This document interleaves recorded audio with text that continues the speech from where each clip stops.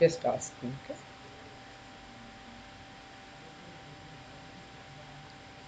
So recalls 2021 Jan 18. We are at question number 64. It says uterine contractions. These are, so how does patient feel pain? What are the dermatomes actually? So uterine contractions. So from where we are getting this sensation of pain? What do you think?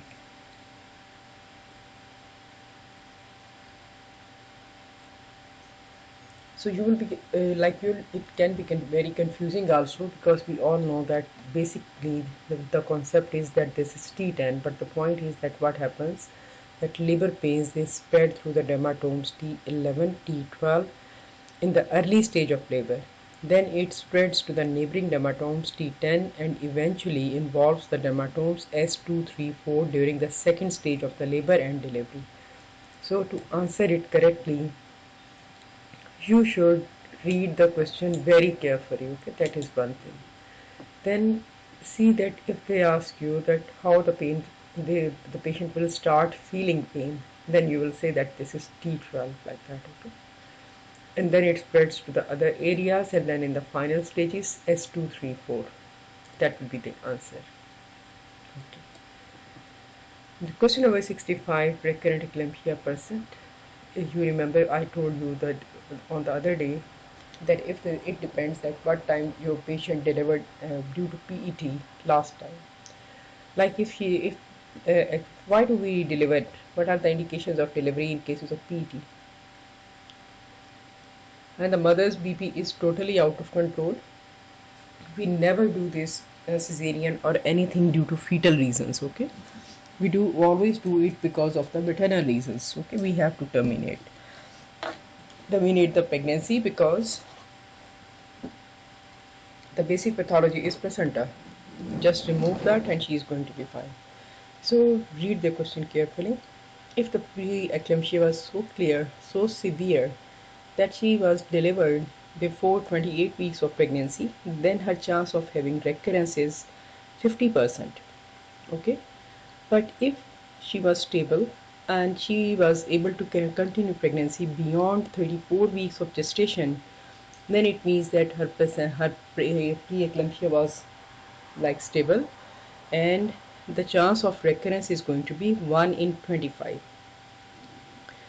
Then another other question, that if the patient is um, preeclamptic, she developed this gestation, this preeclampsia of the pregnancy, toxemia of pregnancy, what is the chance that she will become a chronic hypertensive? The chance is 11%.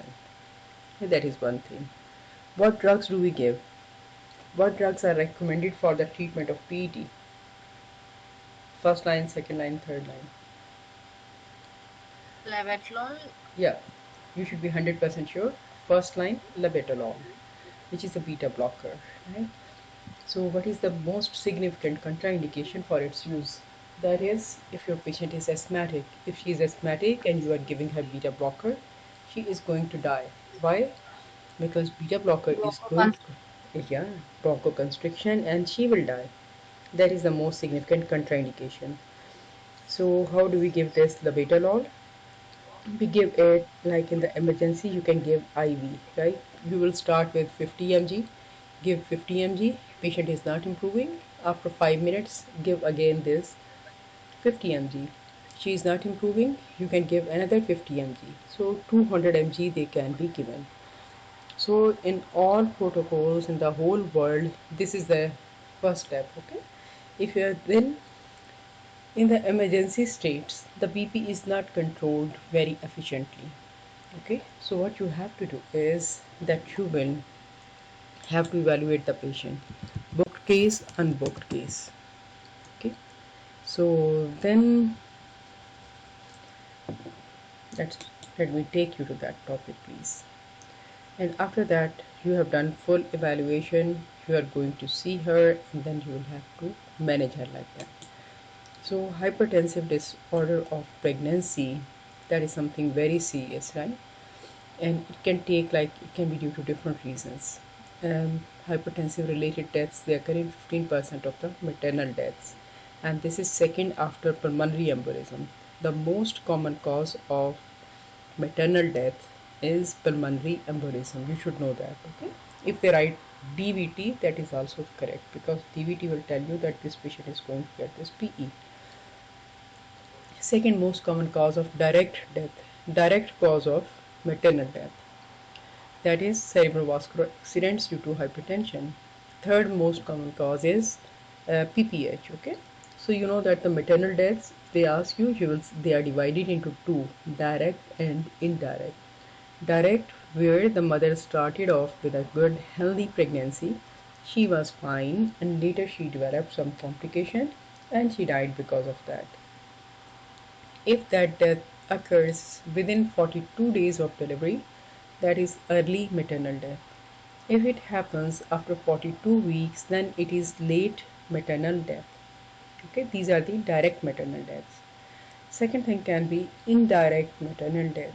Indirect maternal death, where the patient was already having some problem which got worse during pregnancy and it resulted in death of mother.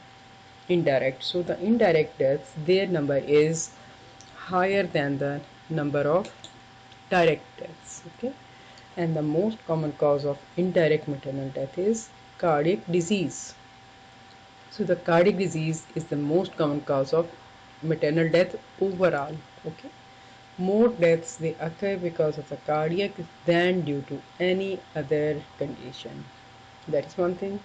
Another point I want you to remember is that 5 years ago WHO said that the incidence of suicides during after birth or during pregnancy, that is increasing, and to draw people's attention towards it, they have included that into the direct causes of death. Okay, so if they ask you in the exam, suicide, tell us what type of death it is, your answer is direct maternal death. So this much is enough for you for the sake of exam. Okay, not more than that.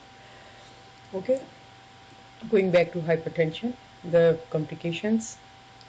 These hypertension in pregnancy, it includes many things like gestational hypertension, mild or severe PET. Then they can develop HELLP syndrome, which can be like life endangering thing, and then they can develop eclampsia.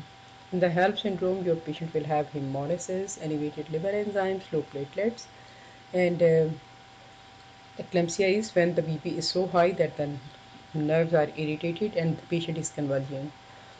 So these may be a spectrum of the same disease process, like patient started with hypertension and then progress to any stage, or they can start anything at any point like that. Okay.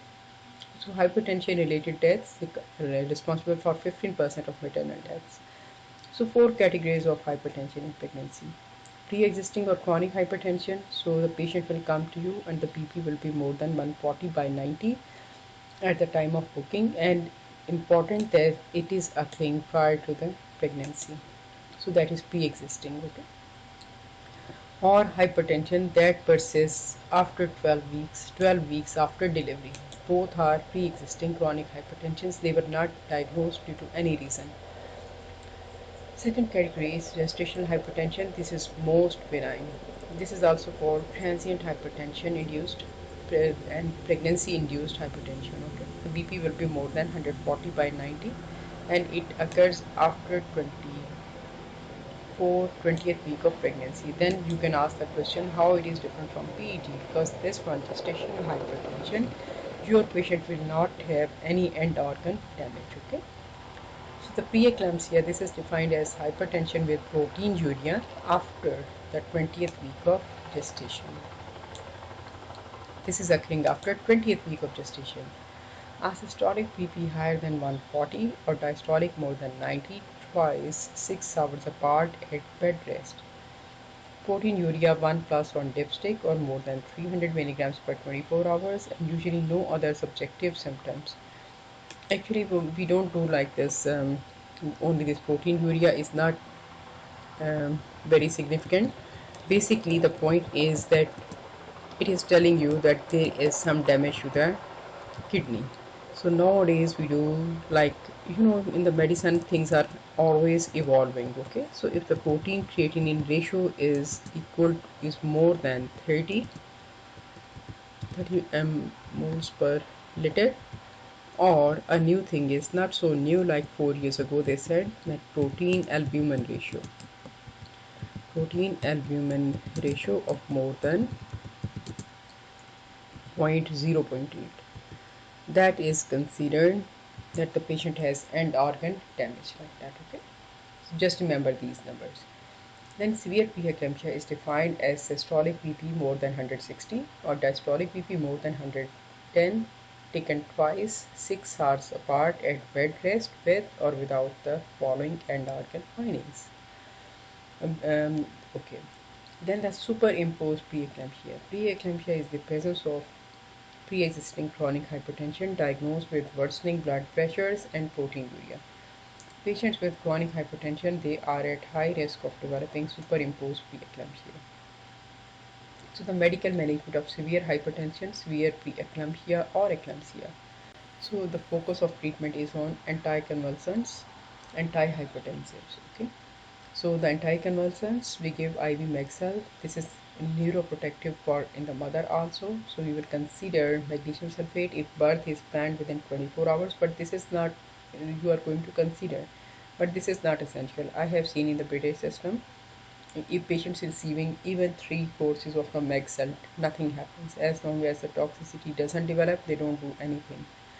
If the delivery is not indicated, like it's very early, then they try to give some time to the baby for maturation.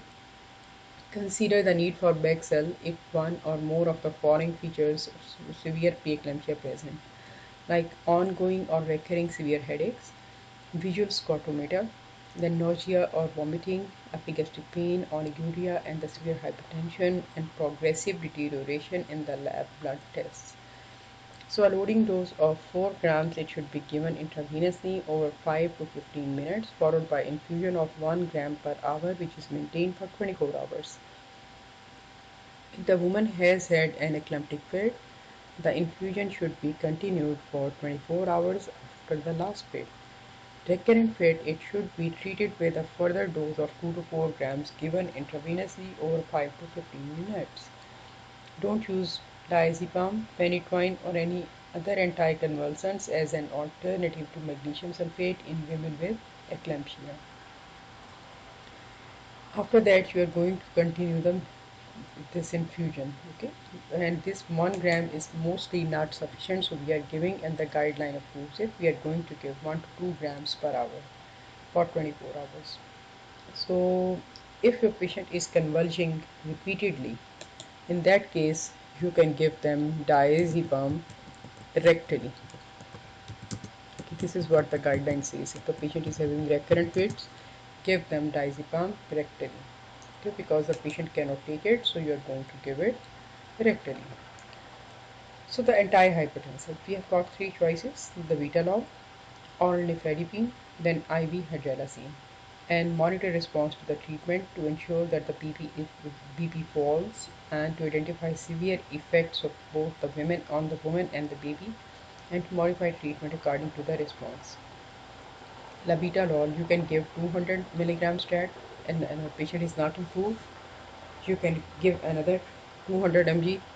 So overall you can give, like, the overall dose is going to be like 2400. Okay, that is one thing. So overall dose 2400 can be given safely, 2400 mg in 24 hours. Okay, that is the safe dose. So now the second thing is that we can give her nifedipine. So nifedipine, this is calcium channel blocker, and you can give like 60 mg can be given. So you will give in increments of 20 mg, 20 mg, 20 mg. Okay, so its mechanism is that it will block the calcium channels, and then it will cause a drop in the BP, and the significant side effects you should remember.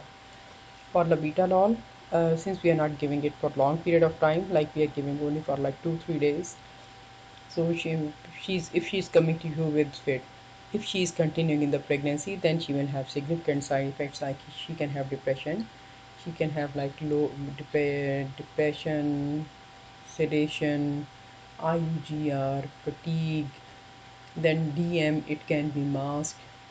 These are the significant side effects of labetalol. Nifedipine, the side effects, the patient can have flushing, headaches, palpitations, rebound, hypotension. That is one thing. It will cause severe hypotension. In emergency situations, we can give intravenous hydralazine. Hydralazine is a peripheral vasodilator. So it will dilate the blood vessels, so obviously the blood pressure will drop. So hydralazine, uh, how we give it? We give 40 mg. 40 mg initially we give 40 mg in 500 ml. Which fluid? Any idea? Okay, in the infusion. So that's what we are going to give them. And then what will happen? You can give in the ringers also. So it will cause like a drop in the blood pressure. This is for the this one hydralazine. Okay, but the problem with hydralazine is that you can use it only in the emergency situation. It's not like a continuous treatment because it is like a flash causing the action and then reverting.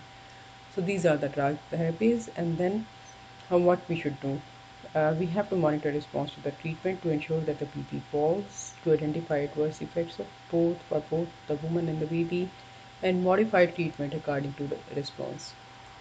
So we should consider 500 mg 500 ml crystalline fluid before or at the same time as the first dose of hydralazine in the antenatal variant.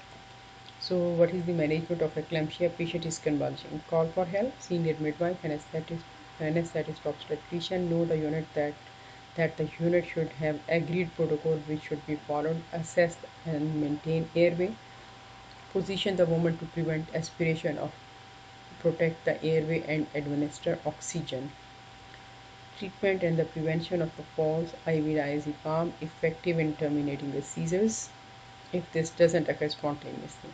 Mexer is the drug of choice for preventing further seizures. Stabilize maternal condition, control hypertension, identify and correct coagulopathy. So here when you are putting the patient, you need to put them in the left lateral position. Left lateral position you will use by using Cardiff wedge. It is just like your wedge heel, okay? Cardiff wedge. So the patient will be tilted to some degree to prevent inferior vena cava compression. Okay, stabilize maternal condition, control hypertension, identify and correct coagulopathy if it has set in, assess fetal condition, CTG and prepare for delivery.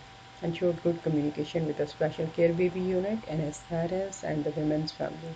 Ensure HT care with one-to-one nursing and care by a single lead physician. Required monitoring of the maternal condition including blood pressure, oxygen saturation, urine output and the renal function, full blood counts, clotting, liver function test, tendon reflexes and respiratory rate. Strict fluid balance to prevent pulmonary edema. So initially this is also SBA, we are going to give 80 ml per hour. Okay, and then maternal condition may deteriorate after delivery, but full recovery is to be expected with supportive care. Assess risk of VTE and thromboprophylaxis and fill incident form. Regarding the fluid intake, fluid restriction is recommended to minimize the risk of pulmonary edema, which is a recognized complication of PED. And it presents with tachypnea, tachycardia, low oxygen saturations, and there can be capitations on chest auscultation and abnormal chest X-ray. There is no evidence that maintenance of a specific urine output is important to prevent rare complication of the renal failure. Poor urine output, like especially anuria, it should be investigated further, and hypovolemia caused by active bleeding or underestimation of the blood loss, especially after operative delivery, it should be considered. Fluid input of 80 ml per hour in women who is also only passing 5 to 10 ml per hour. If prolonged, it may lead to fluid overload. An alternative regimen is you should give the input that is equal to the urine output in previous hour plus insensible losses subject to a maximum of 80 ml per hour. And the NICE, it has told, this is just the repetition, everything is the same, and we should know that what are the complications of preeclampsia. Stillbirth, 1 in 20 stillbirths. Structurally normal babies, that is because of preeclampsia. Prematurity, 10% of the women with severe preeclampsia, they give birth before 34 weeks, and 50% they give birth before 37 weeks. 8 to 10% of all preterm babies, the preterm births are as a consequence of hypertensive disorder. Fetal growth restriction in 25% of the preterm births and 15 to 20% of the term births in women with preeclampsia who have birth weight less than 10 centile for gestational age. Recurrence risk, look at this one. Like any type of hypertension, this is the overall risk, okay? 1 in 5. Preeclampsia, 1 in 5. Gestational hypertension also 1 in 5. PET, that will occur 1 in 7. So 7, and then if the birth was at 28 to 34 weeks, then the chance is 1 in 3. This is for the PET. If the birth was at 34 to 37 weeks, then the chance is 1 in 4, like that. Chance of developing this hypertension, gestational hypertension, that is 1 in 14. This is they have given at the end of the NICE guideline. Gestational hypertension, the chance is 1 in 11. Preeclampsia in 1 to 8, and the gestation 1 in 7. So out of this one, only this information is important for you. Okay? Hypertension, it can develop like 1 in 50, and in this gestational hypertension, it can develop in 1 in 34. Regarding this point, that if the birth was at 28 weeks, remember I said that if the birth was before 28 weeks, because they have mentioned that in the guideline, okay? So if birth was before 28 weeks, then the chance is 1 in 4. If it is between, birth was between 28 and 34 weeks, then the chance is 1 in 3, or 33%. And if the birth was at 34 to 37 weeks, then the chance is 1 in 4. Okay, only this one is important for you. You can ignore the rest of the thing. So rest of the things, you know that what you have to do, like keep the patient in the hospital, and you should like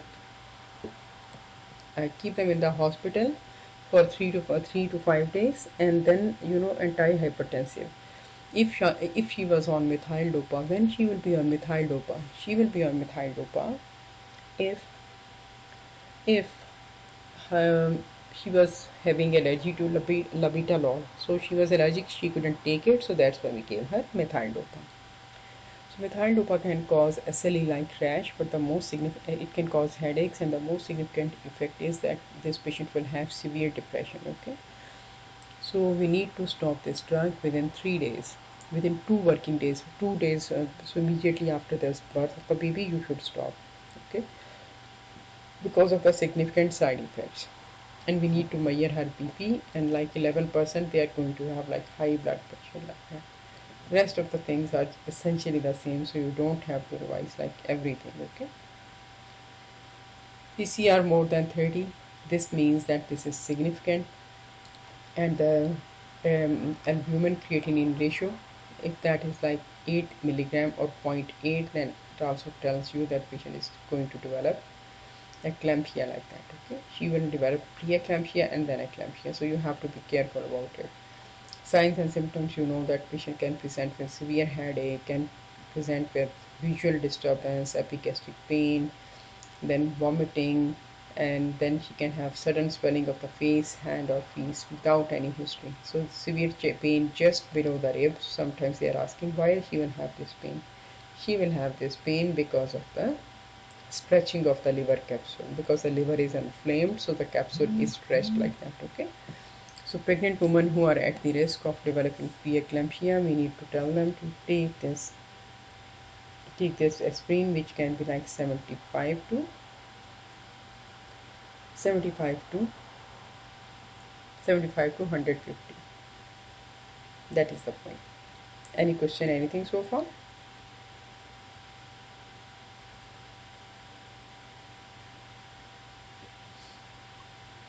That is the point. Any questions, anything? No, Anything? ma'am. Okay, dears. So that is the point. That's all you need to remember. Then you should remember she should take 75 to 150 milligrams of aspirin daily from 12 weeks until the birth of the baby. So who should be taking this drug? This aspirin, hypertensive disease during a previous pregnancy, chronic kidney disease, then autoimmune disease such as SLE or antiphospholipid syndrome, type 1 or type 2 diabetes, and the chronic hypertension. These are the major risk factors. If she has one risk factor, she should take 75 to 150 mg. And advise pregnant women with more than one moderate risk factor for preeclampsia to take 75 to 150 milligrams of aspirin daily from 12 weeks until the birth of the baby. Factors indicating the moderate risk are: first, pregnancy, age 40 years or older, then pregnancy interval of more than 10 years, BMI of 35 kilograms per square meter or more at first visit, family history of preeclampsia, and the multiple pregnancy. These are the things, okay? And don't use other things to prevent this the hypertensive disorder in pregnancy, like nitric oxide donor, like nitrites. Then progesterone, because this is a smooth muscle relaxant, diuretics, and then low molecular weight heparin. Why not diuretics? Because the patient's blood is already uh, hypercoagulated. So why? Because it is concentrated because of the increase in the number of the RBCs.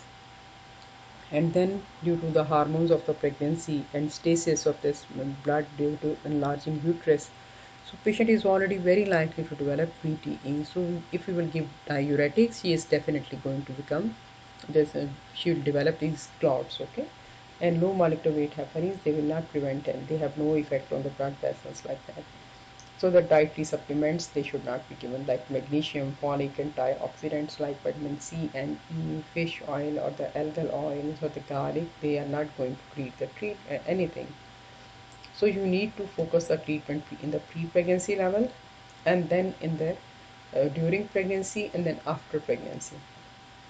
So basically, if they are taking like ACE inhibitors, and this is in the antenatal period, angiotensin converting enzyme inhibitors, they should be stopped. If they were taking like ARBs, angiotensin receptor blockers, so within 2 working days, ACE and the ARB blockers, we have to stop them, and we have to start the other drugs like that. So the same things, they don't go into the details. Just remember these notes are available in your first page.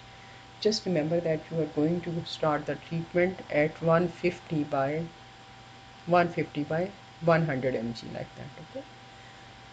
So if the patient is found to be at high risk, like she had any of the risk factors, then we can do another thing. The NICE guidelines say that prostacyclin F based VIGF testing to help rule out preeclampsia between 20 weeks and up to 35 weeks of pregnancy. If the woman with chronic hypertension, they are suspected of developing preeclampsia. So this is only this test. If they give you this test, this is only for the women who are already like hypertensive. Okay. So antenatal care, we are going to offer them routine care, weekly appointments if hypertension is poorly controlled. Otherwise, you will give appointments every 2 to 4 weeks if hypertension is well controlled. How we should monitor the fetus during chronic hypertension. So if the woman with chronic hypertension is there, then carry out an ultrasound at the baseline and look for the growth, amniotic fluid volume, and the umbilical artery Doppler. It should start at 28 weeks, then repeat this growth scan at 32 weeks and 36 weeks, and carry out CTG if clinically indicated. That is one thing, okay. So basically, you are going to see them every 1 to 2 weeks, depending upon their situation. So individualized care plan. Regarding timing of the birth, don't offer planned early birth before 37 weeks to the woman with chronic hypertension whose blood pressure is lower than 160 by 110 millimeter of mercury, with or without antihypertensive treatment, unless there are other medical indications. For women with chronic hypertension whose blood pressure is lower than 160 by 110 millimeters of mercury after 37 weeks with or without antihypertensive treatment, timing of birth and maternal and fetal indications for birth, they should be agreed between the woman and the senior obstetrician. If the birth is early, it is essential as the woman's condition demands. Then we need to give corticosteroids and magnesium sulfate if indicated. So magnesium, so the corticosteroids you will give up to 34 weeks of pregnancy, and the magnesium sulfate should be given up to 30 weeks. But if you think that the chance of that this woman will benefit, then the consultant can give up to 32 weeks this magnesium sulfate. Okay. After that, when you are giving magnesium sulfate, you are giving that just to improve the mother's this response, like controlling this blood pressure, that it will not cause this meningeal irritation. So controlling the blood pressure by antihypertensive drugs, and you are giving Magcel because you don't want your patient to have this convulsions. That is the point like that. So postnatally, how you should investigate. So we need to measure the BP daily for the first 2 days after birth and at least once between day 3 and 5 after the birth as clinically indicated if antihypertensive treatment is changed after birth. Aim is to keep the blood pressure lower than 140 by 90 and continue antihypertensive treatment if required. Offer a review of antihypertensive treatment 2 weeks after the birth with their GP or specialist. Stop methyl-dopa within 2 days after the birth and change to an alternative antihypertensive treatment. Offer a medical review 6 to 8 weeks after the birth with a GP or specialist as appropriate. That is for the PET. If she had like gestational hypertension, then full assessment should be carried out in a secondary care setting by healthcare professionals. Why? Because we want to have a good review. That's why she is developing this high blood pressure.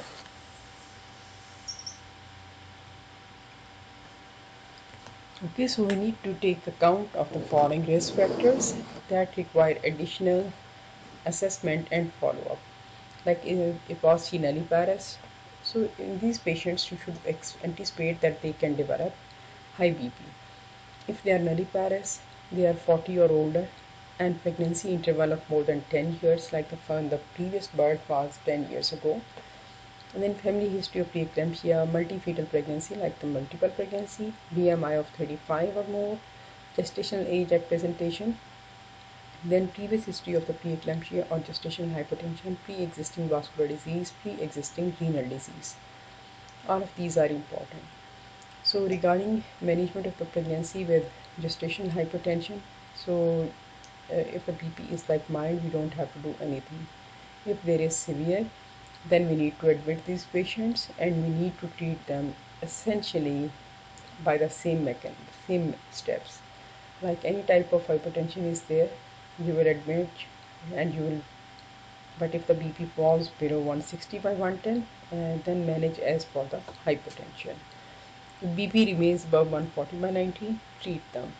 Then ideal target BP should be 135 by 85 or less, and it should be done like, and the BP monitoring should be done once or twice a week until BP is 135 by 85.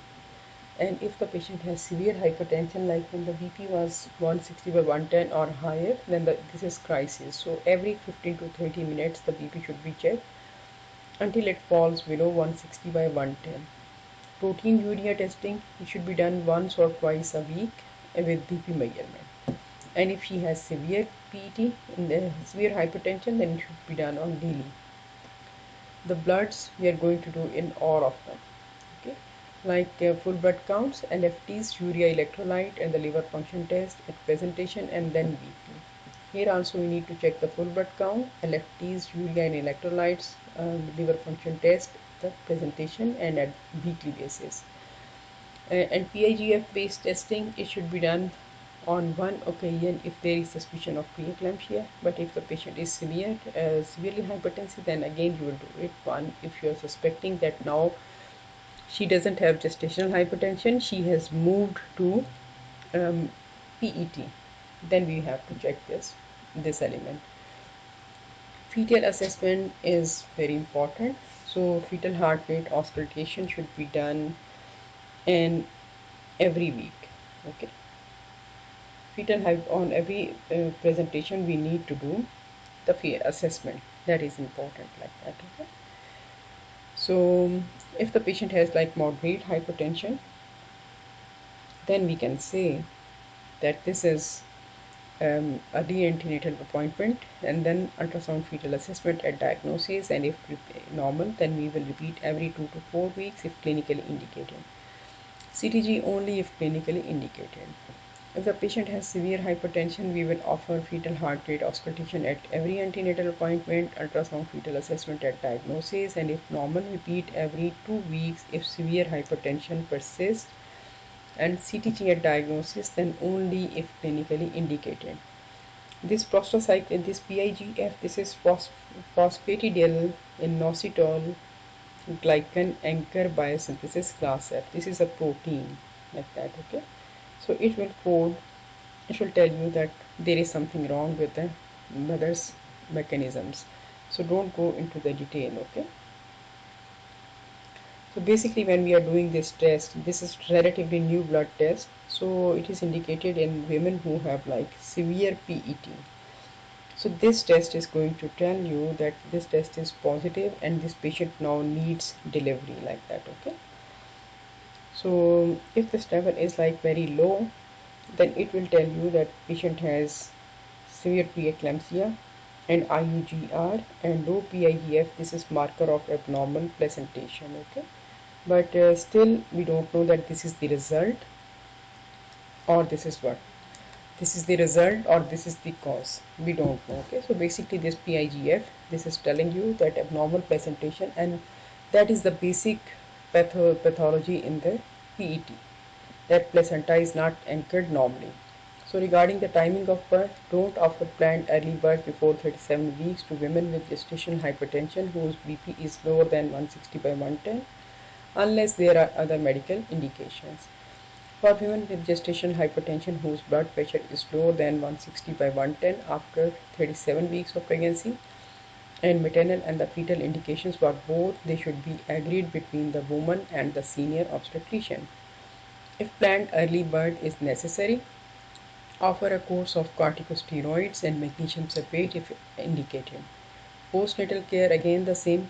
Keep her in the hospital. Daily check the BP for the first 2 days and then after birth, and then at least once between day 3 and day 5 after birth.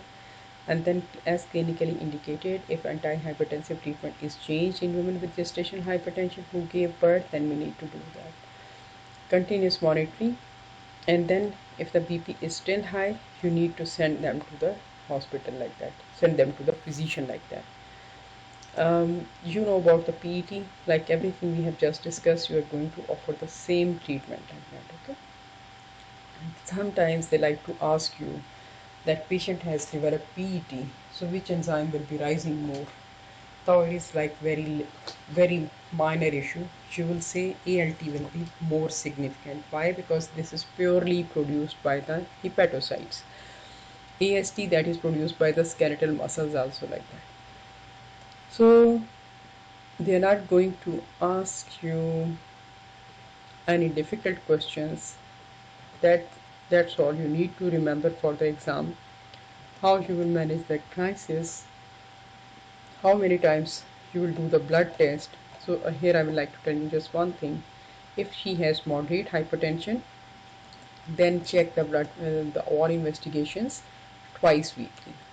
If she has severe PET, then we are going to check it 3 times a week like that. Okay, these are all SVS. Timing of birth, like the patient is not responding, size is not changing, and mother's condition. Basically, you are going to decide on the basis of mother's condition. So every time you will do a preterm birth, preterm induction of labor, you need to give them corticosteroids, magnesium sulfate. That is one thing. Okay. What is the significant risk for the fetus? Placental abruption. There can be IUGR. There can be abnormal Dopplers. So if the Dopplers are deteriorating, then again that will be an indication for birth. So any idea that what will be like absent or reverse diastolic blood flow? Any one of you?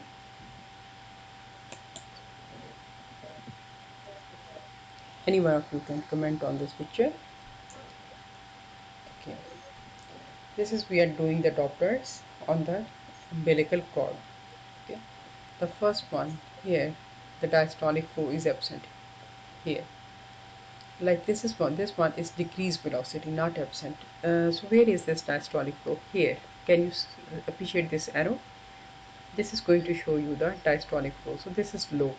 Okay, it should be high, but this is low here. Okay, it should be a bit higher. We expect that it should be at this level. Okay, this one and this one, but this one is low. Okay, so the end diastolic velocity, that is decreasing. Here it is absent, just the systole is there and no diastole is there. Can you see? Nothing here. Okay, and this one is the absent diastolic flow, and then what happened, this flow, it is going down. It means that this is reverse and diastolic flow. Now the blood is going back to the umbilical vein. So that is the reverse and diastolic flow. Any question, any issue, any problem here?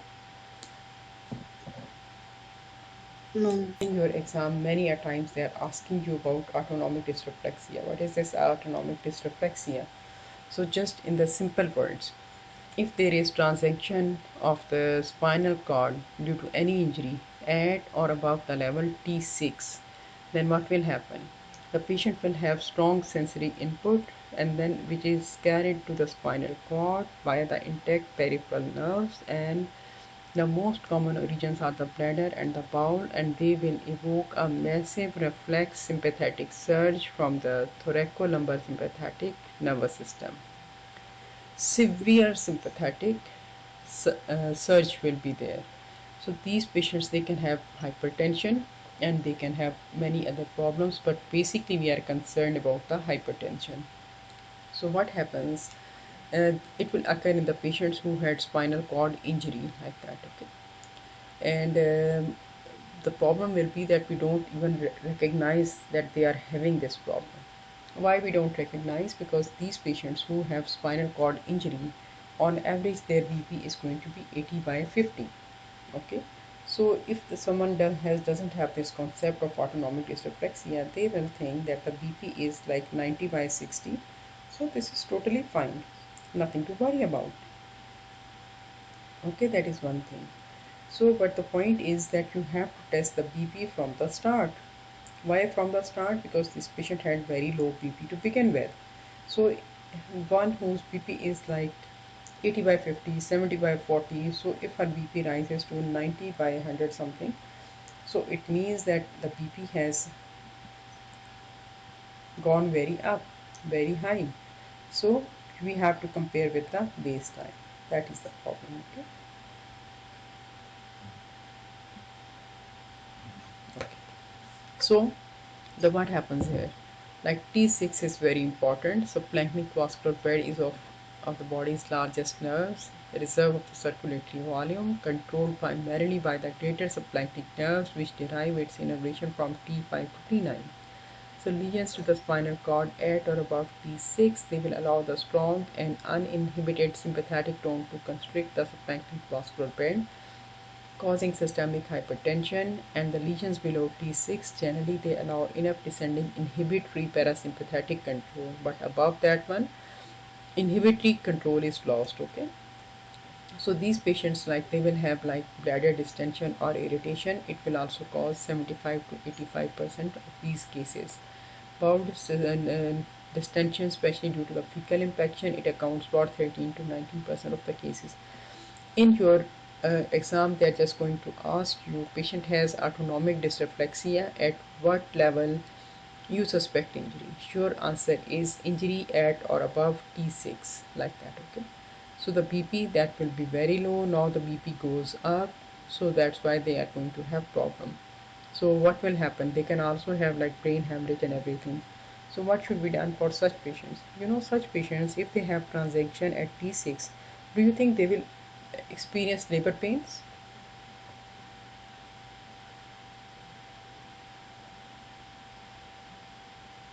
No, they will not experience. Okay, they can have painless labor.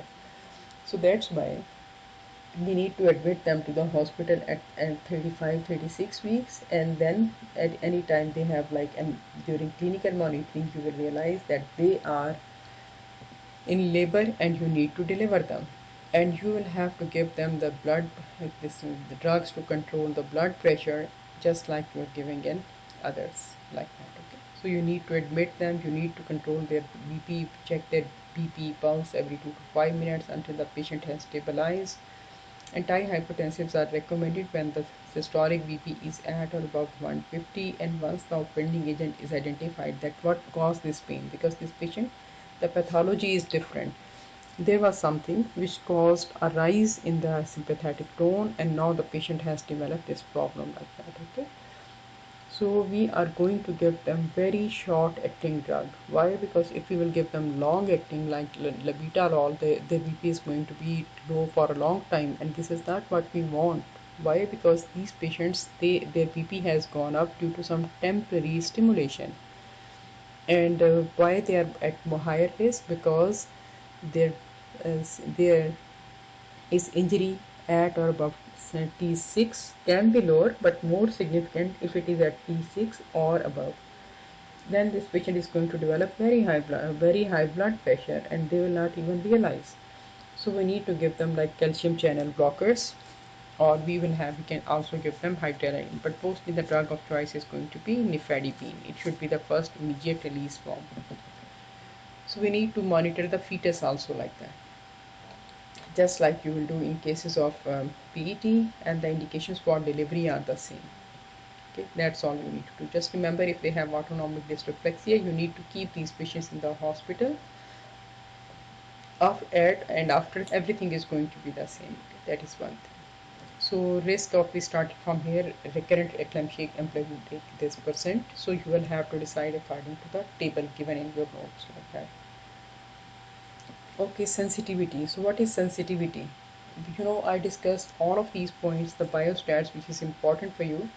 The video and the notes, they are available on your web page. Kindly refer to that. Okay, sensitivity, specificity, positive predictive value, negative predictive value, numbers needed to treat, and numbers needed to harm, hazards ratio, confidence interval. What are the measures of central tendency? These are the mean, mode, median. Then what are the measures of disperse? uh, those are like like the standard error of the mean, standard deviation, so interquartile range, percentiles. These are the measures of the dispersion. Then you need to do what else? Type 1 error, type 2 error.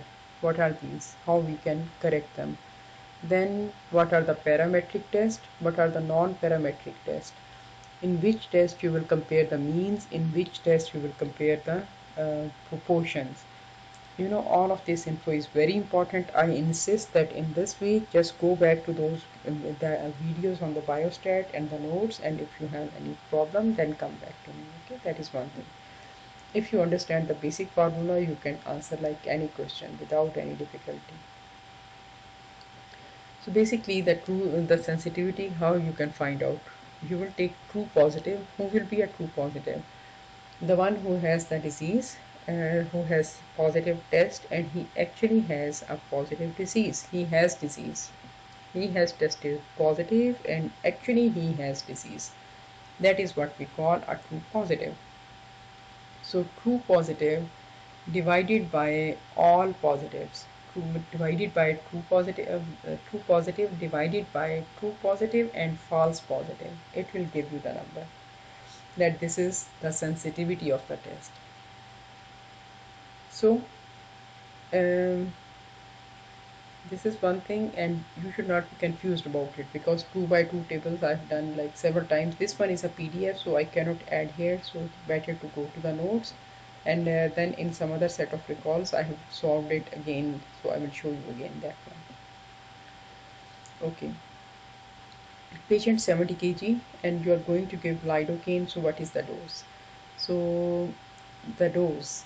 Write it down. The dose is 3 milligram per kg if you are giving pure this anesthetic agent like lidocaine, 3 milligram per kg. And if you are giving them like you are patient is 70 kg, so 70 kg, and you will multiply it by 3, you will get like 210. That is one thing. So that will be like 210 mg. So 70, 300 and 370, 210 mg. So if the patient is like 60 kg, then you are going to give it. So this one will get like 21 mg because this is 1%. Okay, so 21 mg.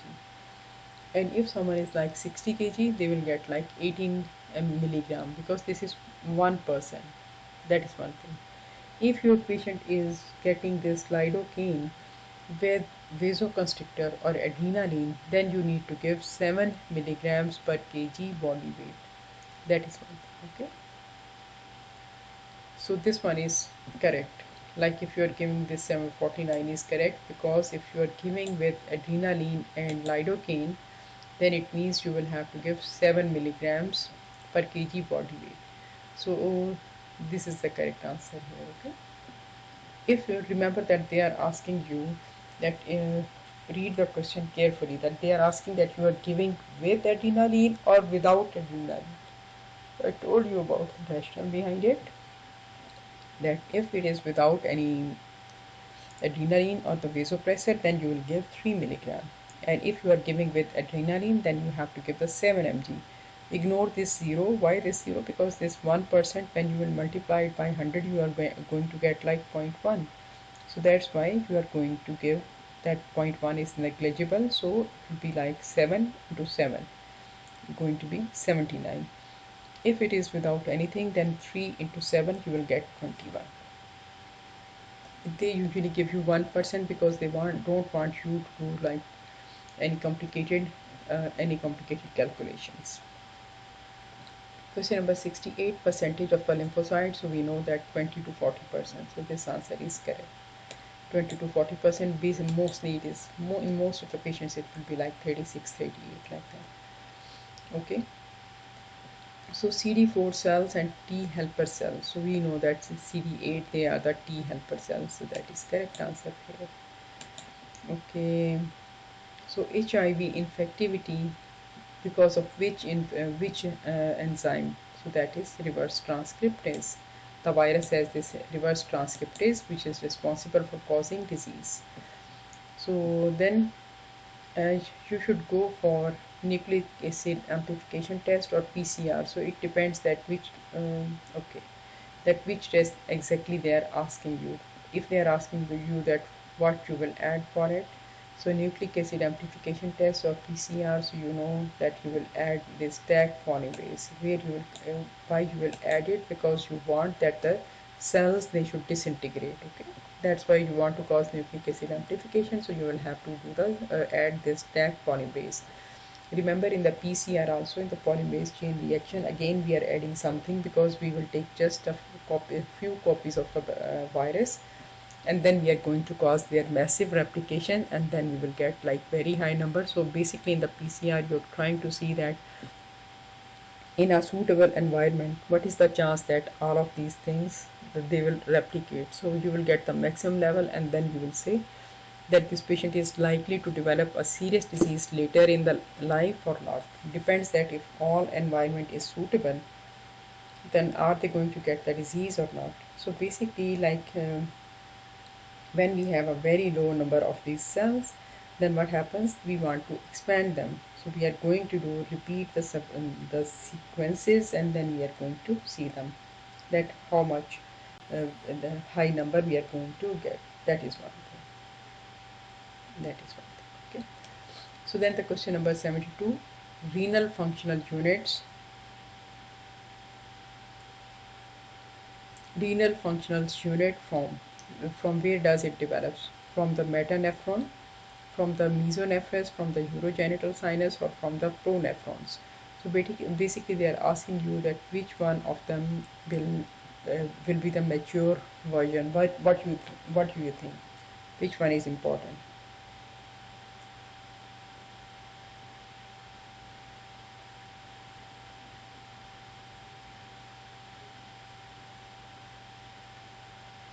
Which one will be the final version of the kidney?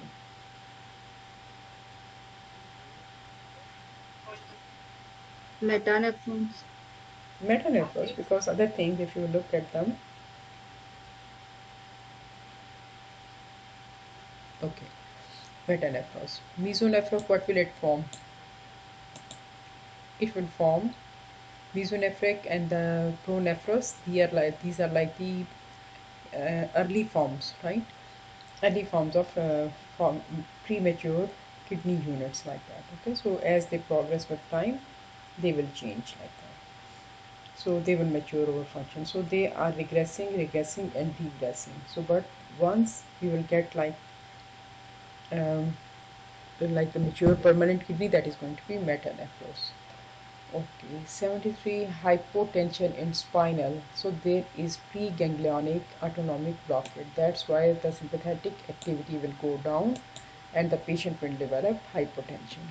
I will give you the explanation in the second set of recalls also.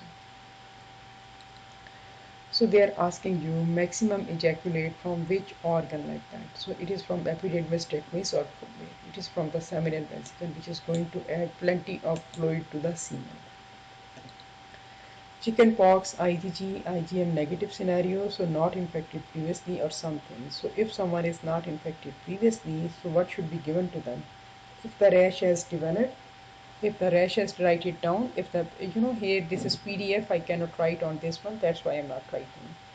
So if very simple, don't go into the detail. Today is already 19th of June, okay? So if the patient has what exactly is this one? If the patient has developed rashes, then you will give only acyclovir. Okay? No role of giving immunoglobulin. No need for chickenpox, IVIG. If the patient has been exposed but there are no rashes, then you are going to give them this chickenpox, varicella zoster virus, IVG. Okay, immunoglobulin you will give if they don't have rash. That is one thing. It's a very important and very costly resource. Okay, so use it very judiciously. Rashes are there, give IVIG, give acyclovir. No rashes, give ZVIG. Okay, that is your answer. So if the patient, and then when are you going to check this patient for the change in the immunoglobulin, like in her status? So you are going to do the PCR and then you will follow her up. Then 5 weeks from the time the test became positive, 5 weeks from the after, you are going to send them to the fetal medicine so that they will review the baby and tell you that the baby has developed any complications or not. Baby can develop complications in the head. There can be all in all viral infections, protozoal infections. The baby can be IUGR. So any problem can be there. Okay, then afterwards, what you will do? There can be problems in the eye. There can be problem in the dermatomes. There can be short limbs, and chorioretinitis in the eye. Can be premature cataract. Lung disease can be there.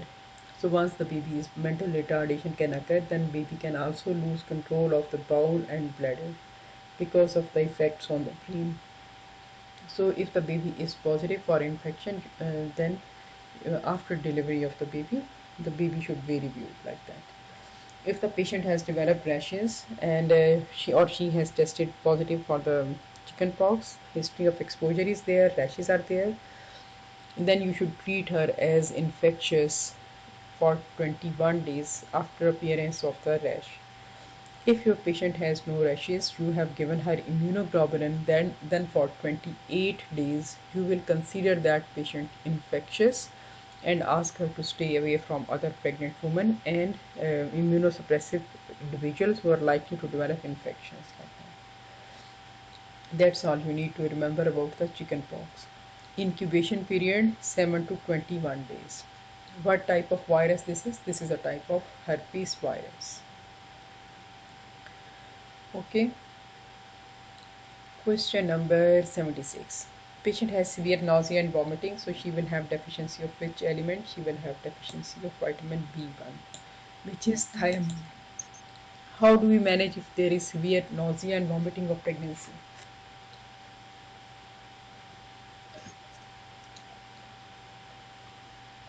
Um, PEQ score will be assessed first. Yeah, yeah, you will take the puke score. If it is less than like 16 and less than 13, we will do nothing. It is 13, then we are going to manage them like that. Okay, that is, oh, that is for the RCPI. What is the first drug? First line drug.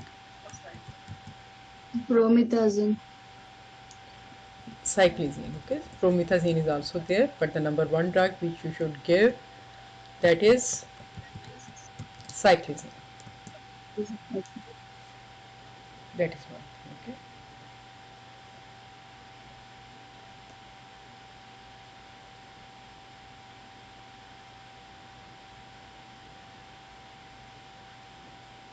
Okay. Then what are the other drugs that we can give? Hyperemesis gravidarium is very serious problem, and for the diagnosis there should be 5% loss of a pre-pregnancy body weight, dehydration, electrolyte imbalance. Okay. Then we are going to use this puke score to assess the severity. Less than 13, not significant. 13, moderate. And if it is clinically severe, like the score can be like up to 15, or she has severe problems, she is not responding to the outpatient treatment, then we need to admit her to the treatment like that. Okay. So if there is a score of 13 or above, it means that patient is needs treatment. Okay. So here in the mind, the score can be 3 to 12. Severe will be that any puke score, but so she is developing complications like that. Okay, then we need to take her to the other place. Here your patient can have like the score is 13, so we should take her to the ambulatory daycare management until no ketonuria, because ketonuria means that patient is using her body stores to generate glucose for herself. So we should provide fast IV hydration with normal saline and potassium. If it is no contraindicated, then we need to give them antiemetics and thiamine. And if the patient is severe, she is not getting help and benefit in the ambulatory daycare, then we need to keep her as inpatient, and then we need to manage her. So how we should manage her? Give thromboprophylactis, MDT approach, and considered steroids like that. Okay. So if we talk about the drugs, first line are cyclizine 50 milligrams orally intramuscular or IV 8 hourly. Prochlorperazine 5 to 10 milligram. Don't have to remember the doses. Just remember what are first line: cyclizine, prochlorperazine, promethazine, and chlorpropamide. So or chlorpromazine. These are first line drugs. Okay, cyclizine, prochlorperazine, promethazine, and chlorpromazine. Second line drugs are metoclopramide, domperidone, and ondansetron. Don't take this ondansetron into the third line drugs. These are second line drugs, okay? And the third line are the corticosteroids. When the patient is not responding to anything, then we are going to give them corticosteroids. Only this info is important for at your level. You don't have to do like many things. Don't try to do like each and everything like, okay? That is one thing. Okay, let's go back to our question. So there will be deficiency of P1. What will happen? There can be wernicke's encephalopathy. Like, and if the patient starts developing, like telling the stories and stuff, then you will say patient has confabulation and she has developed Korsakoff syndrome. So the wernicke's encephalopathy can be there. So to prevent it, you need to give them thiamine. Don't give thiamine as such. First correct the glucose level, dehydration, and then give thiamine. That is the point. Okay, question 77, parathyroid hormone. So what is the main action? So decrease calcium excretion. That is the main mechanism of action. Other actions are like it will remove bone, it will remove calcium from the bones to maintain the serum calcium level. So it will basically, the site of action is a proximal convoluted tubule where it is trying to stop the excretion of calcium ions. Calcitonin, this is released from the thyroid C cells of the thyroid, that is correct, and its function is also to maintain the serum calcium. So it inhibits removal of calcium from the bone to maintain the serum calcium level. So the actions of calcitonin and parathormone, they move in the opposite directions. Both they try to maintain the serum calcium level, but in a different way. So the calcitonin, it will remove excessive calcium from the serum and deposit that to the bones. So calcitonin and growth hormone, they are going in opposite direction. Okay, because both are this pro hormone, parathormone, it will try to maintain the serum calcium level. It can cause even bone erosion because it will try to extract calcium from there, but basic action is on the kidney. It will try to stop excretion of calcium. And calcitonin, it removes calcium from the bone and it tries to maintain the bone health. That is the answer. Okay. Question 79, obstetric cholestasis scenario. No rash, severe pruritus, 38 weeks gestation, bile is 42 something. So what should be done? So immediate induction of labor. Why? Because the mother is becoming symptomatic, and that is the reason. Okay, but he has severe pruritus. Okay, and the bile acid is 42, so suddenly the baby IUFD rate is high, so like fetal loss rate is almost 50%. So that's why we need to offer induction of labor. Question 80, patient has recurrent miscarriages. So which this HLA class express? So HLA-G. HLA-G is implicated in multiple recurrent miscarriages. 81, during pregnancy, patient wants to do amniocentesis to rule out karyotyping study. So what percentage of abortions can occur? 1%. We talked about it, I think, yesterday also. 1% about the population risk. So atypical hyperplasia. So if there is 8 endometrial hyperplasia with atypia, then what is the chance of? They're always asking, what is the chance of developing cancer? So if there is atypical hyperplasia, then the chance of progressing to the cancer is going to be 25%. Write down atypical hyperplasia, chance of progression to the cancer is 25%. If there is hyperplasia, endometrial hyperplasia without atypia, then the chance of developing cancer is less than 4%. Is 4%, so less than 5%. Atypia means that now the nucleus of the cell has been involved. So if there are no nuclear changes, then the chance is going to be less than 5%. Without endometrial hyperplasia, without atypia, only 4% chance of developing endometrial cancer.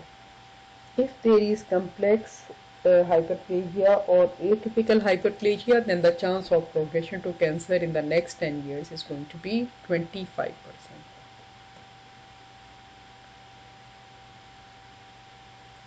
Okay, maximum glucose transformed at, that is the how much is reabsorbed at the proximal convoluted tubule, like that, not in the other parts. Everything, mostly the things are reabsorbed in the proximal convoluted tubules. We talked about it when we were doing renal physiology. Ductus arteriosus, yes, we talked about this yesterday also. It is present between pulmonary artery and aorta. So it reminds me of another question. Pulmonary artery. Pulmonary artery carries oxygenated blood or deoxygenated blood? Deoxygenated blood. Excellent. Pulmonary artery contains deoxygenated blood. And pulmonary veins contain Oxygenated blood. oxygenated blood, because the pulmonary artery is going from the right ventricle to the lungs. Right? Going from right ventricle. So in right ventricle, from where we are getting blood? Everything coming from the superior vena cava and inferior vena cava. It will come to the right atrium.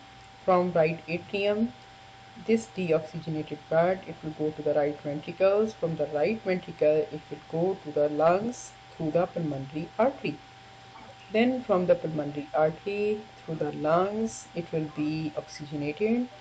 Then it will return to left ventricle via 4 pulmonary veins. these pulmonary veins, they will appear red on picture. Why? Because they are carrying oxygenated blood to the left ventricle from left atrium. Then from left atrium it is going, oxygenated blood will enter left ventricle and then it will go to aorta.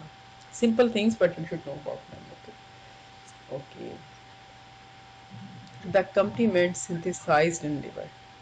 So any idea that which complements are synthesized in the liver?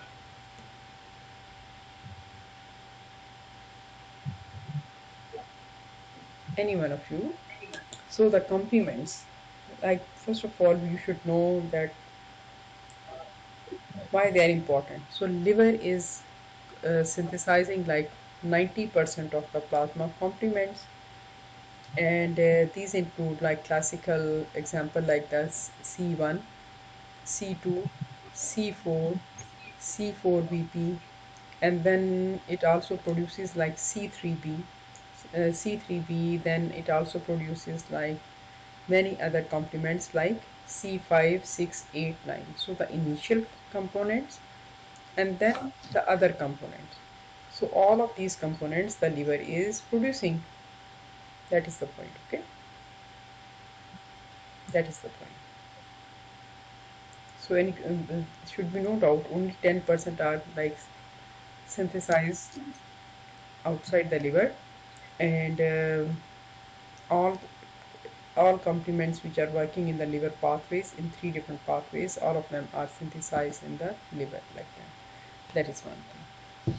Okay, so all important C1, 2, 3, and then 5, 6, 7, 8, all 9 components complements, they are synthesized in the liver. Okay, the complement that initiates the cascade leading to lysis or something, so that is C3. C1 will come later, so that you know the C3 will go to the C3b and then rest of the story will start. Okay, so the inflammatory mediators which are not affected by the prostaglandins. So the aldosterone has no such thing, the bradykinin they will be affected, cortisol has no effect, so the cytokinins, that stands the correct answer. When you don't know about the answer, try to use this like it is through the process of elimination like that. Okay, progesterone peak levels at maximum. So they are at that is correct. The level will increase as the pregnancy increases. If you will go to the hormones of pregnancy document, I showed you that the serum progesterone was like this. Like this is the y-axis, this is the x-axis. Serum progesterone will go like this till the end of pregnancy. It doesn't drop even after that one. As long as the pregnancy is maintained, the level is going to be continue to rise. So that is the one thing. Okay, then main enzyme of the Krebs cycle, they are found in cytoplasm or in mitochondria. So we know that they are found in the mitochondria. That is nothing. Okay, then question number 90. So biochem notes. Yeah, regarding the biochem, I want you to tell you that there are like 90 pages in the biochem notes, but you should know that there are so many different pictures. Pay attention to the pictures. Okay, very few students they attended the class on biochem. Actually, biochem is a low yield area, like only 5-6 questions they are asking from biochem, but still you are competing at it. So if you don't want to do many things, at least do the metabolism, and then what will happen if there is deficiency of any vitamin. That is one thing. Okay. So question 90, patient at 36 weeks with UTI. So basically they are asking you that which antibiotic is not recommended in the third trimester. So nitrofurantoin should not be given in the third trimester. Why? Because it can cause fetal hemolysis. Okay, yeah, jaundice in the baby, so better we should not give it in the third trimester. So is there something which we should not give in the first trimester?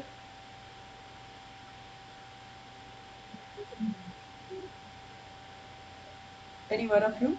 So remember, in the first trimester of pregnancy, you can give any drug, but you should not be giving ciprofloxacin, okay? Because they can cause like the floxacins, they can cause some problem in the fetal tendons like that. Okay, that is one thing. But Trimethoprim, yes, you can give. Sulfonamide, they can be given in the first trimester of pregnancy. This trimethoprim, that is the basic thing. So trimethoprim and sulfamethoxazole, these are good drugs, but they can cause hemolysis in the cells in the mother and the fetus in the first trimester, but only if they have glucose 6 phosphatase dehydrogenase deficiency. That is the point. Okay. Otherwise, no problem. If your patient is in the third trimester, don't give nitrofurantoin. If she is in the first trimester, you can give all of them. And RCUG also published one guidance that no problem with giving them trimethoprim or sulfamethoxazole in the first trimester. That is the point. Okay, warfarin precursor. It should not be warfarin precursor. They are asking you what is the mode of action of that one. So warfarin. I don't know that this question is correct or what. What do you think? So how does this, why this warfarin is important?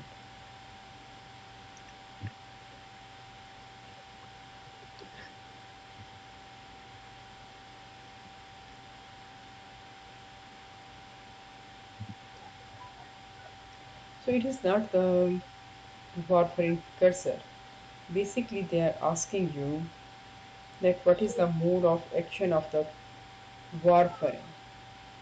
So warfarin, I think we talked about this in the previous one also, that glutamic acid is required for carboxylation of many factors. So what are vitamin K dependent factors?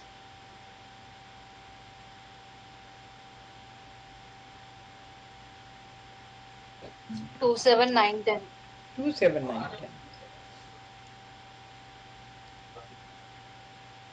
Okay, 2, 7, 9, 10. So if there is any problem here, what will happen? So these factors, why these factor 5 and 8, 2, 5 and 8, 2, 5 and 8, they are active cofactors. They don't participate directly in the blood coagulation, but they are important. So warfarin precursor as such, nothing here. This is like a synthetic compound, like the rat poison. And then the thing is that it will, its mode of action, it is not going to do anything here. It is going to inhibit synthesis of vitamin K dependent clotting factors, which are 2, 7, 9, 10. 10. How? Because it will prevent and carboxylation of the glutamic acid into the clotting factors. That's why it will stop them. So nothing else. There is no precursor like that. Okay. So 92, ovarian mismatch repair gene in the, yeah, in the clear cell carcinoma. We read about this, that mismatch repair, it can occur. It will occur in the clear cell carcinoma, not in the serous or mucinous. Serous and mucinous, these are borderline epithelial tumors, and there is loss of function of the suppression P53 that is affected. So it is not like the mismatch repair here. Mismatch repair in the Lynch syndrome, we talked about it before. Okay, cells acting against virus, yes, CD8 cells. And what will happen? Cytotoxic CD8 cells. So what will happen? The antigen presenting cells, they will bind the virus and then they will present that to the CD8 cells. So their detail given in immunology, please refer to that one. Okay, even the pictures are there, so you can benefit from them. So CMV symptoms, symptomatic at birth. So and for the CMV, the problem is that as the duration of pregnancy increases, the chances of infection, they also increase. So the patient, 50 to 70% patients, they will be symptomatic at birth. Why? Because it causes severe abnormalities like that. That is one thing. So as the chance of getting the CME infection is very low in the first trimester, it increases 30 to 40% in the second trimester, and it increases massively in the third trimester of pregnancy. Okay, so high risk viruses, HPV causing dysplasia, we know 16 and 18. They will cause dysplasia. Okay, so the direct branch supplying ascending aorta. So I don't know, they are asking about which blood vessel. Okay, so there was one document on arteries in the abdomen and the pelvis. Okay, so you can refer to that one. So the branches, you know that the right colic will come, yes, direct branch it will come, but not from the ascending aorta. Everything will come from the descending aorta, because the direct um, so the ascending aorta, how many branches it will give? It will give three branches: subclavian, right brachiocephalic, left brachiocephalic, right subclavian and the left brachiocephalic branch. So those are the only branches of the ascending aorta. So in the abdomen they are asking, you should remember that which is the artery of the first part of the foregut, celiac trunk, then foregut, superior mesenteric, and the hindgut, that is inferior mesenteric. So what are the boundaries of the foregut? Any one of you? From Mm-hmm. esophagus to Mm-hmm. junction of D1 and D2 of duodenum. Yeah. First part of the duodenum is the second part of the duodenum, yeah. And then the second, then the mid gut will start, and where the mid gut will end. Uh,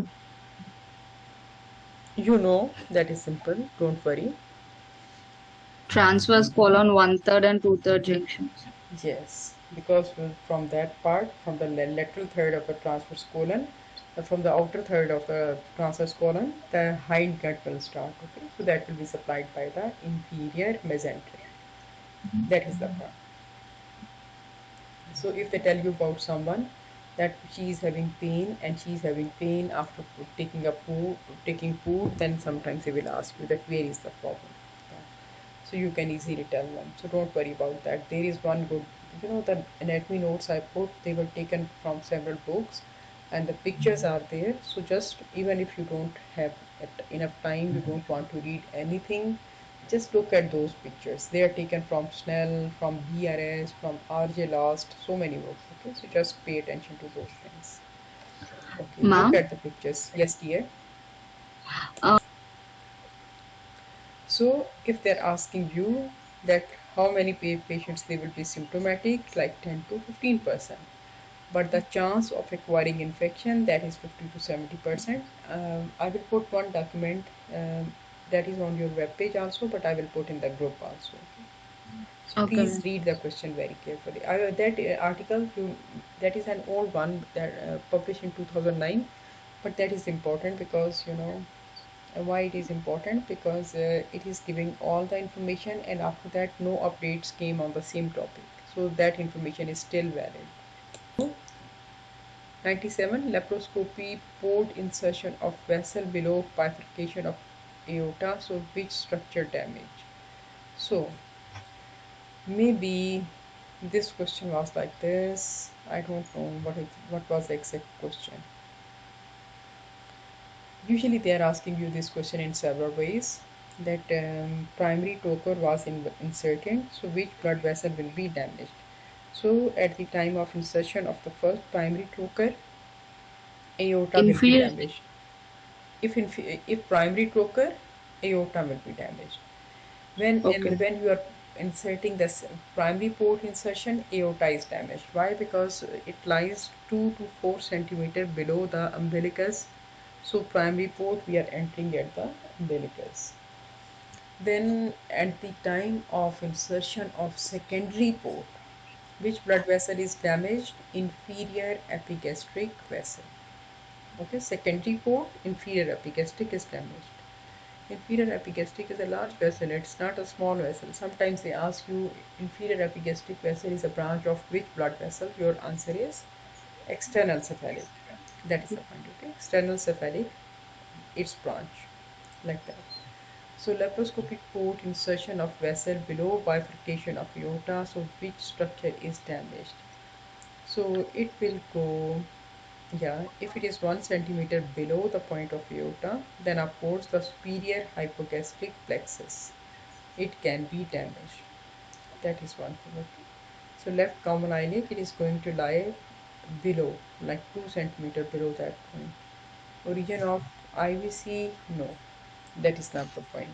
So if it is below, so as you, that's why very important for you guys. I put this book on the Snell, the book on anatomy. I'll also put that one in your notes because you should just, and I told you at that time that don't read everything. The things are given in your notes. Just look up all the pictures, okay? So that you should know about the levels. The levels are very important. At which level which thing is arising or like that. Okay, that's clear. Yes, ma'am. Okay, dear. So interquartile range. So when we were doing biostats, we said that usually in the interquartile range, what we do is that the things are divided into four regions. Okay, four regions. So all the findings, like here, let me see how many readings are there. 1, 2, 3, 4, 5, 6, 7, 8, 9, 10, 11. So 11 numbers are there. So if there are 11 numbers, then 6 and 7 they are repeated. So basically you have 4, 5, 6 and 7 values. So 7 values, and remember these are just decals, okay? So you will divide them into 4 halves like that. Like if with for the given information I will divide them, I will take 2, 3 in the first quartile, then 4, 5 into the second, 6, 7 into the third, and 8, 9 into the fourth quartile. Okay? So the 4 are there. So if they will ask you which one is in the first quartile, so you will go for 2, 3. So the interquartile range means that you have divided the findings into four quarters, like the word quarter says. And then you will see that 2 and 3 are in the same quarter, and then for 4 and 5 the same, like this. So basically here, if you have like the most famous example is that if they are giving you like 0.1 200, then 25 will be in the first one, then next 25 they will be in the second, and next 25 they will be in the third one. That is how we are going to do that. That is one thing. So just read the question carefully and refer to the biostat notes given with the examples that how do we look at the interquartile range. Okay. Question 99, panic attack. So patient will have breathlessness, tachypnea, hyperventilation. So the panic attacks, the why they are asking you that, because they can ask you that this patient will have the signs and symptoms of tachypnea. They resemble what? They resemble the state of pregnancy, because in pregnancy there is also hyperventilation. So the patient is going to have these problems like that. Okay. So that is one thing. So and you should know that panic syndromes, panic attacks and the anxiety, people think that they are the same thing. Okay. But you should remember that panic attack, it will have no trigger. Okay. And in the anxiety, the patient will have a trigger. So in anxiety, like the patient's anxiety will be provoked, like if she's afraid of the heights. So if you will take her to some high place, she will develop anxiety. Okay, so we know that patient will have symptoms. But if the patient doesn't know anything, she has never been exposed to such a height, nothing happened, or suddenly, or maybe she was just sitting somewhere and nothing happened, and suddenly she panicked, like she is totally confused, the symptoms are going to be like so very prominent, and they will feel temporarily as if they are not connected to the reality like that. So they are going to have different problems. That is one thing. Okay. So that's why we have to be careful. If there is no trigger, then we will say that this patient has, there was no trigger and she became anxious and she started screaming, crying like that. So we will say this is panic attack. And what is common between the panic attacks and the pregnancy, that both are in both conditions the patient will be hyperventilating. That is the similarity, nothing else. These parameters may or may not be there, but they will have respiratory alkalosis. Why? Because they are just hyperventilating, they are washing out all oxygen, they are washing out all carbon dioxide. Okay, so low level of the carbon dioxide, so they are going to develop respiratory alkalosis, and it occurs in cases of pregnancy also. Okay, so patient is pregnant, 8 weeks with nausea, vomiting, so pH is 7.3, 7.36, and the PCO2 is um, 4.06, and HCO is 18. So these all are like, what do you think? These are just the levels. We don't know what was in the exam. So you will have to go to the topic on the acid base balance, and then if anything occurs, like the pH here is normal, PCO2 is like, it can be like 40, and the bicarbonate, they can be, on average they can be 20. Okay, so just by one drop or two drops there is not going to be significant difference like that. So they can also give you the normal levels also, normal for the pregnancy, so nothing to worry about. So vitamin B12 is absorbed by, it is not absorbed by, but this factor is required for absorption. So from where vitamin B12 is absorbed? Iron, right, in the presence of intrinsic factor. So if intrinsic factor is deficient, like in pernicious anemia, then there will be deficiency of vitamin B12. Second condition where you are going to see the deficiency, it can be like when there is no uh, food is poor in vitamin B12 intake, like that. Okay, the standard deviation. So the standard deviation, they are asking you what exactly is standard deviation. So this is one of the measures of dispersion. Like two things are important. What are the measures of central tendency? Like I told you, mean, median, mode. Similarly, there are some measures of dispersion around the central value. We call them, these can be like standard deviation, standard error of the mean. So these things are variance. These are the measures of dispersion. So standard deviation of a person, of a sample, you will take the mean of the sample, and then you will see that how much a value is different from the mean, like that. So what is this? That is called the standard deviation. So standard deviation, here they are writing 5. It can be any number, not necessarily 5. If we are talking also the measures of dispersion, like how much that data is scattered around a certain distribution, like that. So for that we can use different things. These are the measures of spread of distribution. Not possible to calculate these for nominal or the ordinal types of the variables. Standard deviation, this is measure of the average distance of the individual values from the mean. How much an individual value in a data is different from the central value. Then the coefficient of variance, it is the ratio of the standard deviation to the mean, that how much we are different from the mean. So standard deviation, it is the square root of the variance, because the point is that if we are getting the values, you are getting the standard deviation is, the mean is +1, okay, and the standard deviation is -1.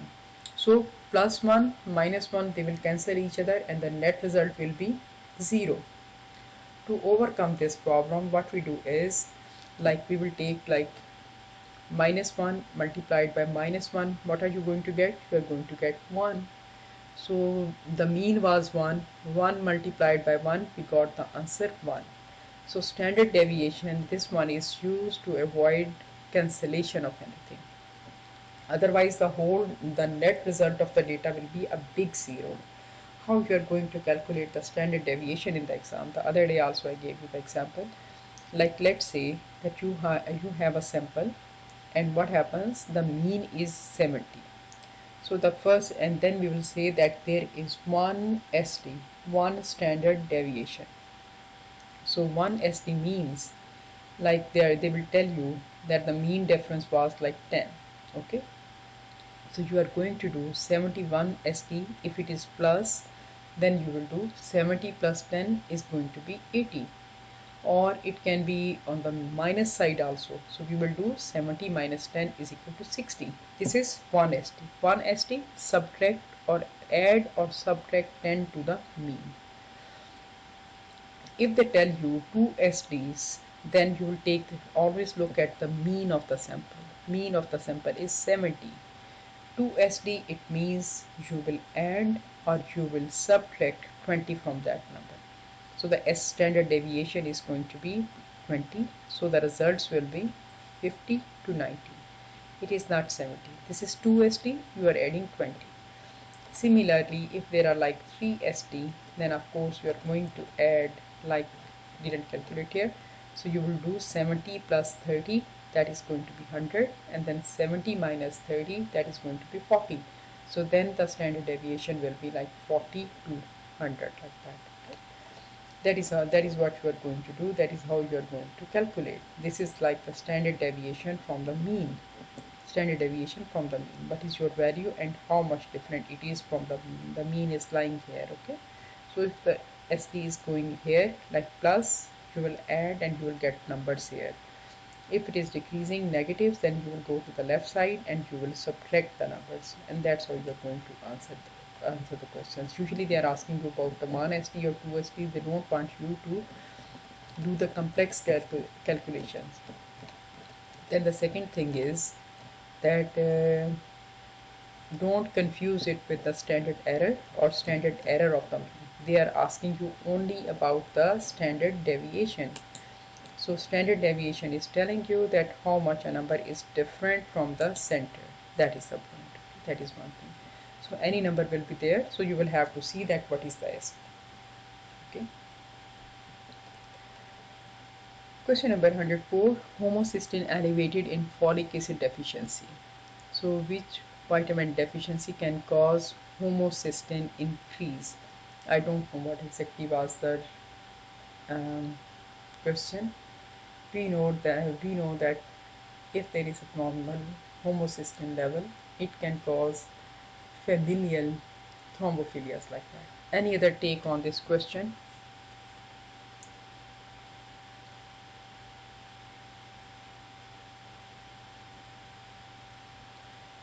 Okay, leave that question for now, but we know that it is going to cause familial home, homocystinemia, hyperhomocysteinemia, and then we are going to get this very weak familial thrombophilia like that.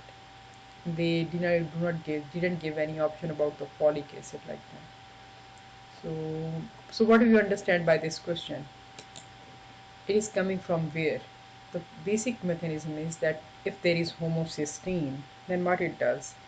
There is another amino acid is methionine. The problem is that persons can develop methionine deficiency very easily.